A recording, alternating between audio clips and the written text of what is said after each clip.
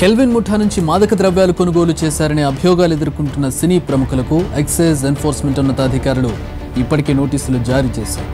నోటీసులు అందుకున్న సినీ ప్రముఖుల్లో ఎవరు ఏ తేదీన సిట్ ముందు హాజరు కావాలనే విషయంపై అధికారులకు షెడ్యూల్ ఇచ్చారు.